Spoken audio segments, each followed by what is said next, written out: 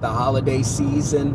And of course, you should always enjoy the holidays. You should always enjoy your family and your friends and the ones that you want to be around, spend time with. And you should always be smart about your money. So just a quick PSA: don't get carried away. Don't over budget for Christmas.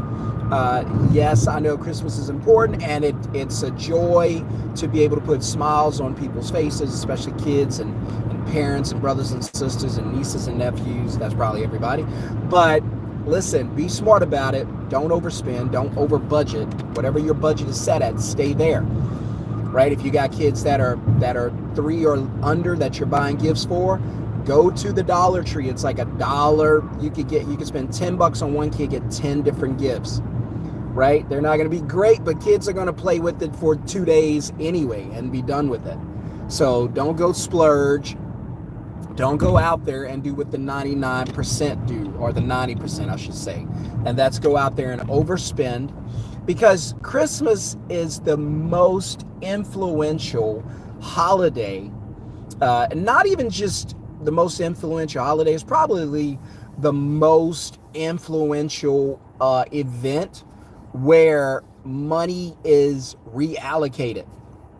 Hit subscribe, hit thumbs up. This is your Christmas Do Not Over Budget PSA. I'm Shon-Jhon, aka the Middleman CEO. By the way, for everybody, this Christmas holiday, the Masterclass is $2,500 normally for all that we put in it. We teach you how to use your phone to make money from your house or from the beach or wherever you want to go. You simply use your phone and I teach you how to find customers for other businesses. And then you find the customer, you take a deposit that goes to you, and then you dispatch the work, you send the work to the other business so they can do the work. For instance, I do it in the moving industry, so I do not move anybody, and I don't want to, right? And that would suck if I had to go out and move people. But what I do is I find people who need to get moved, and then I get their information, I book them, and then I charge them a $150 deposit for me to book them. Then I take my deposit, $150, 5-10 minute phone call, and then I send the work to ISPs, independent service professionals, or other movers here in Dallas who are actually going to go out and do the physical work, not me. But you don't have to choose the moving industry. I have students in a ton of different industries. You could choose home cleaning, you could choose carpet cleaning, window tinting, vehicle detailing, pressure washing, TV mounting, roofing, heating, AC. It does not matter. You don't do the work, and you don't have to know anything about the industry. You just have to know how to book the customer and get paid. It's so easy. So if you want to learn how to do that, normally the class is $2,500. But for the Black Friday sale, if you guys go right now, you're going to get it at a ridiculously insane discount. All you have to do is go to middlemanceo.com and click the VIP. That's going to be the training that comes with the complete training course and one-on-one coaching with me. Yes, I'm going to be with you throughout the whole journey. Make sure that your business is a success. So if you want to learn how to do that, all you have to do is go to middlemanceo.com or just put the word middleman in the link below. So I'm driving to, what's up everybody who's checking in? Hello. Hope everybody had a wonderful and blessed Thanksgiving. We're on to the Christmas holidays, and I'm just here to tell you guys, be careful. Don't overspend. So if you're new to this channel, my name is Shon-Jhon. I'm the Middleman CEO. The reason I call myself that, or the channel that, is because I built a business in 2020 where I just middleman, and I book customers for other companies and I let them do the work. I just take a deposit, a cut, usually about $150, right? So hit subscribe, hit thumbs up. Welcome to the channel, everybody. Beautiful day here in Dallas, so I'm just out and about enjoying it, and I'm going to check on our new house. I know you guys that follow the channel, you've been asking about the house. We're getting a new house built now. I know if you follow the channel, you're like, wait a minute, Sean, you said don't buy houses. No, I didn't say that. That's Grant Cardone.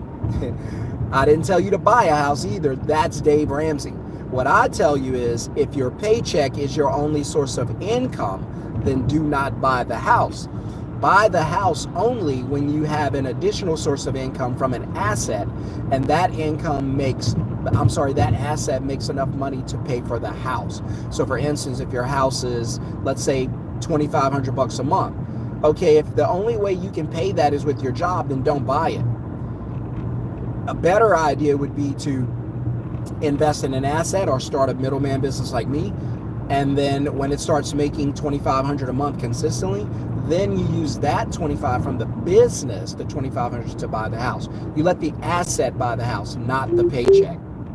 And so, but our house is going to be ready early spring. So we're excited about that. And again, you know, I've lived in a townhome for the past 2.5 years. I bought a house in 2020, sold it in 2022, and we're just buying another house 2 years later. So I'm just letting you guys know that whatever I tell you, whatever I talk about, I do it. I don't just talk about things that I do not do. If I do it, that's what I'm gonna talk to you about what I do. I'm not gonna talk to you about things I don't know about, because there are a lot of things I don't know. And there are a lot of things I don't understand yet. And so I don't come on here and fill your head up with things I don't even know about. But I do know that if you buy your house with a paycheck, it's going to feel like you're in purgatory or financial hell. The reason being is because that's a 30-year mortgage, which means the only way you know how to pay the mortgage is to have a job and to get a paycheck, which means that, okay, for the next 30 years, you're going to need that job, you're going to need that paycheck. Now you're condemned to 30 years of purgatory trying to pay for a house. I'm willing to bet, guys, just based on the people I know, even in my neighborhood where it's an affluent neighborhood, and there's a lot of people back there, millionaires to people, you know, people back there from $250 a year to millions of dollars a year. But I know a lot of people back there, and there are lots of people in my neighborhood who are house poor, struggling financial. Look, I see the guys fishing. You know I love fishing. See them backing those 4x4s up. You know I love fishing. And I see a lot of people that are out in my neighborhood, and a lot of people I know who are almost paycheck to paycheck, and who are, you know, struggling to pay for their house, their mortgage. And I'm like, look, I can't tell you what to do. You have families, but man, if I'm you, I'm selling the house. I'm getting my family out of that, because what people don't understand is that the goal should not be the home ownership, which you never own a home anyway. I call it home loanership.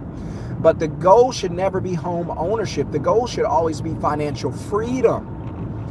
Then comes home buying and home loanership and stuff like that, because you never own the home. And I know you guys are going to jump in my comments and say, wait a minute, I paid my house off. Yeah, that's cute, but you still rent your house. By the way, your mortgage is renting. For those who hate the word renting, your mortgage is rent. That's a 30-year rent obligation. So, but even if you pay it off, you still have property taxes. You still rent it from the city, the state. So don't think for a second that I don't have any obligations if you pay it off. No, stop paying your property taxes and you'll find out very quickly you don't own the home. All right, I see some of the comments. I appreciate the kind comments. Somebody said that money was evil. Money's actually not an evil thing. Money's actually a good thing. And I see you made a biblical reference. I'll give you a couple things. Number one, this is ridiculous. Some people get in front of you. They shouldn't be driving. Number one, money is not a bad thing. Money is a good thing because it's a God thing. When you look into the Garden of Eden, you see money in the Garden of Eden. God never smokes, and Jesus never spoke evil about money. So don't think that money is a bad thing. It's a bad thing not to have money, because it puts you in a position of lack, whereas God is a God of abundance. I've come that you might have life and have life more abundantly. God is a God of abundance. And so when God put trees in the garden, he gave them more trees than they could ever imagine, even though they focused on the one he told them not to have. And Satan's greatest deception is to get you to focus on the lack. So don't say that money is a bad thing and it's from Satan. That's not true. The Bible doesn't say money is the root of all evil. It says the love of money is the root of all evil. God's people were rich in the Bible. Go back and read the scripture. And God told you they were rich. So God was bragging about his kids being rich. So the Bible can't contradict itself. He told you Abraham was rich. Joseph was rich. David was rich. Jesus, I know I got y'all there. Jesus was rich, man. Jesus was a king. Of course he was rich. He was God. But as a man, he didn't live in a castle or anything like that.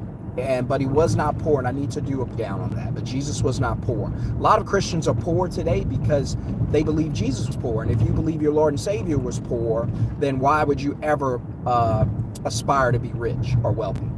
But the Bible says a rich man leaves an inheritance. A good man leaves an inheritance for his children's children. Don't get me started on that. I'm gonna go off on that. So just come back for that video. But there's nothing wrong with having money. There's nothing wrong with having riches. It is a good thing. So get out of the mindset that it's a bad thing. I want to see the rest of the comments. Hit thumbs up if you're getting any value from this video, or just hit thumbs up anyway. Subscribe if you haven't already. I'm thankful for all the 2,000 subscribers that I have. That's amazing. Never thought we'd have that, but here we are. And again, I'm very, very grateful. So taking the back road so I can spend more time with you, just for the extra 5 more minutes. It's a little bumpy, little country back road here on the outskirts of Dallas, where our house is going to be. I love the country. I'm a South Louisiana boy, in case y'all didn't know. Born and raised in Baton Rouge, Louisiana. Love the country. All right, so let's see what some of you said. Money's not the root of all evil. There's nothing wrong with money. Don't ever believe that it is. 30 years in purgatory, somebody said. Somebody said purgatory is infinite. Now, if you're a Bible believer, you know there's no such thing as purgatory, but I'm just using it as just to make a point.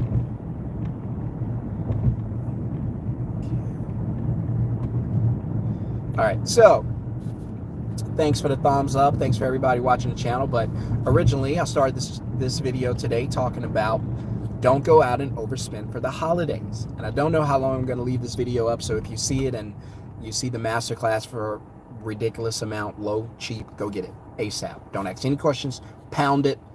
You go through the masterclass, and you and I immediately will start training together. So, and you don't even have to pick an industry until you finish the masterclass. You might come out of the masterclass and be like, yeah, I want to do home cleaning. Whatever you want to do, it's up to you. I got a list of 25 middleman industries that I love, and the average deposit based on what the students have told me. You can find that at middlemanceo.com. Listen, guys, don't go out and overspend a day. That's very important.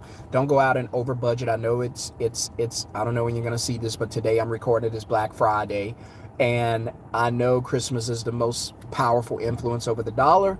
I know you guys are going to say, no, bills are. No, not true. People will push their bills back to buy presents, right? People will push their rent back, their mortgage back to buy gifts. So there is nothing more important than Christmas. And I understand, because you want to do it for other people. Christmas is not about you. It's our natural love and affection for those we care about, our compassion and wanting to give them good things and love on them, and that's why. So I totally get it. I don't encourage it. I would advise you not to do it. But at the end of the day, I understand, because I grew up very poor, and my mom would find a way to get us Christmas presents. I'll say it again. I grew up very poor, but my mom would find a way to get us Christmas gifts. She would figure something out, and she would somehow get us Christmas gifts, because, all throughout the year, she wasn't able to provide for us. But for that one day, she got to see a smile on our faces as we opened our boxes. And so for a lot of people, Christmas is that one time of the year that, parents who've been trying to do their best, they get to kind of display that or share something and say, hey, here's what I got. I'm doing my best. And someone keeps messaging me. I get too many messages. So let me stop this thing.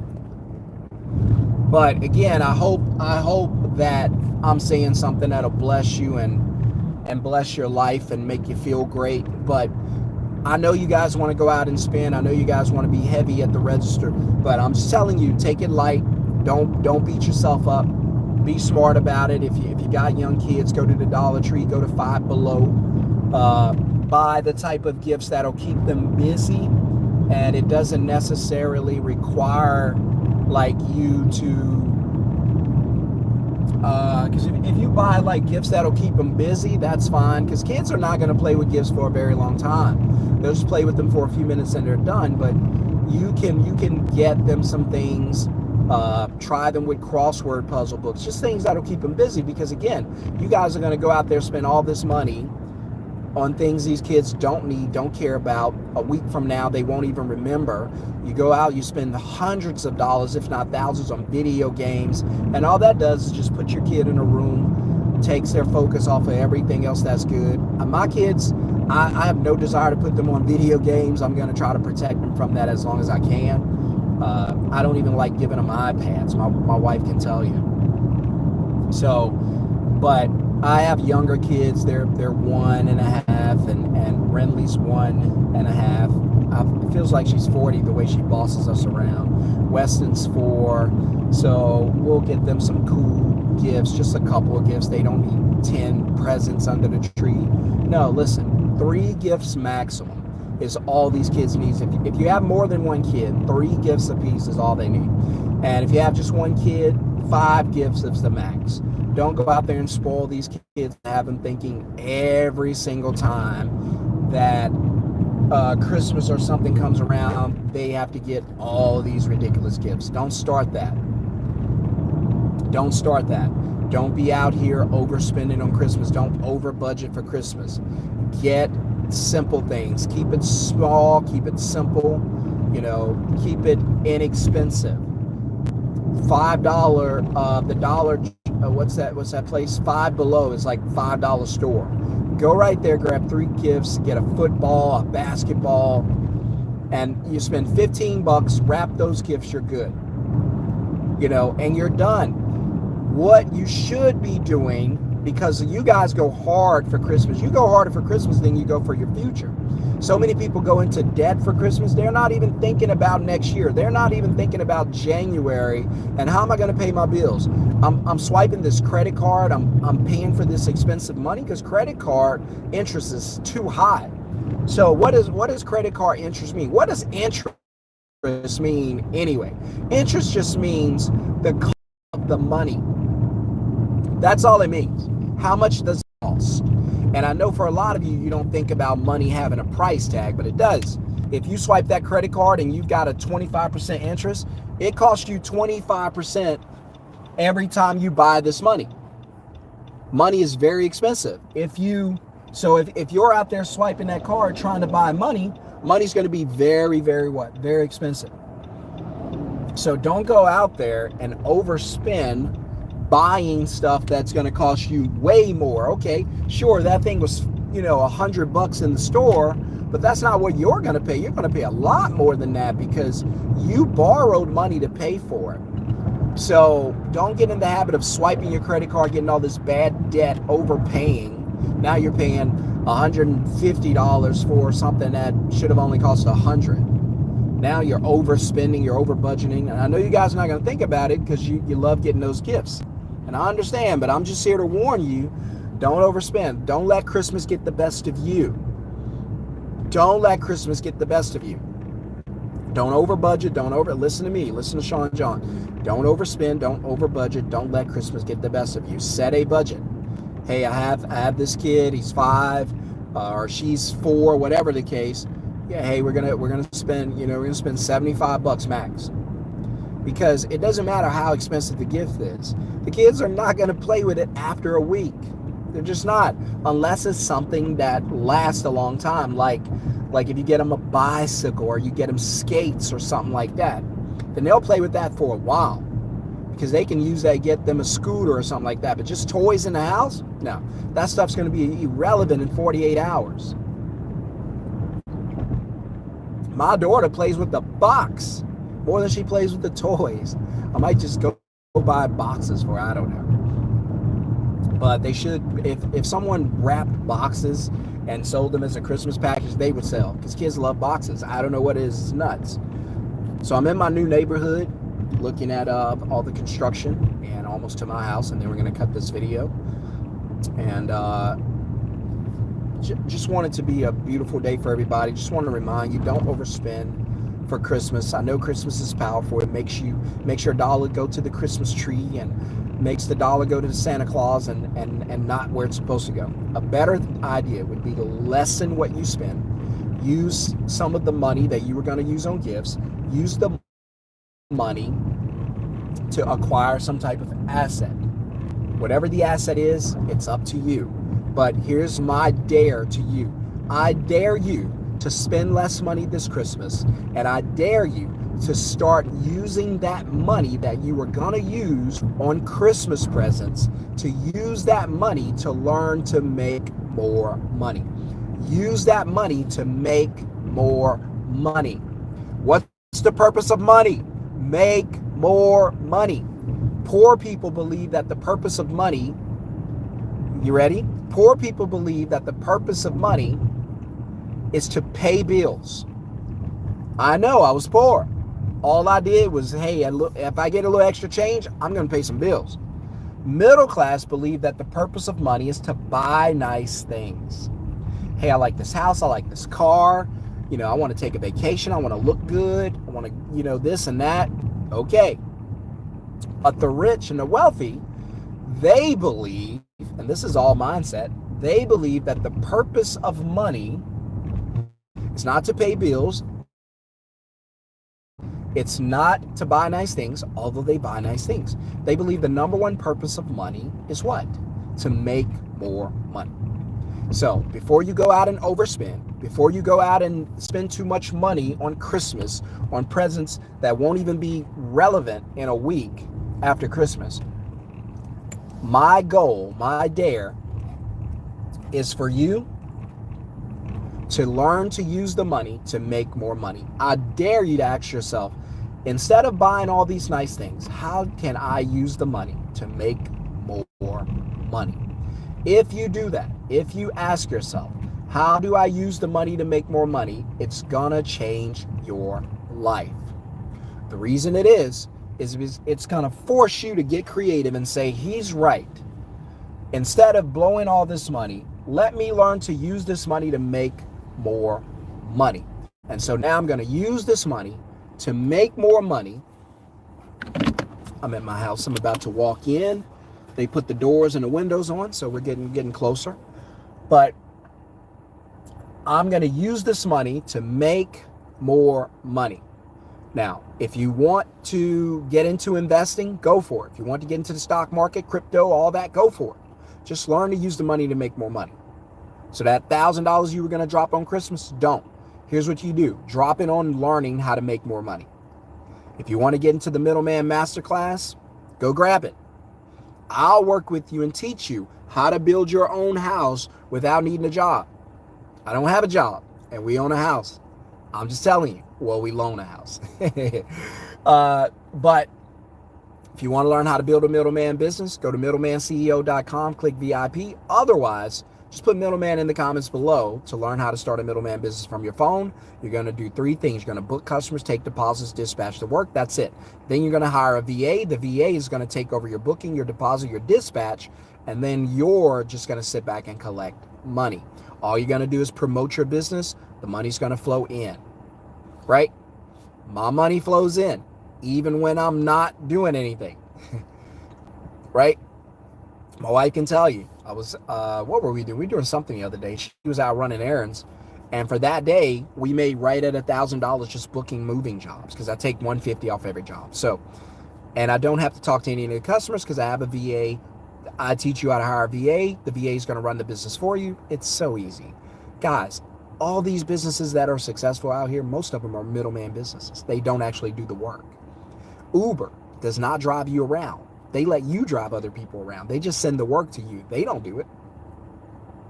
Fiverr, they don't do any of the work that's listed on their site. Someone else does the work, right? Airbnb doesn't own any property, doesn't rent anything to you. They just connect you to people who want to rent property.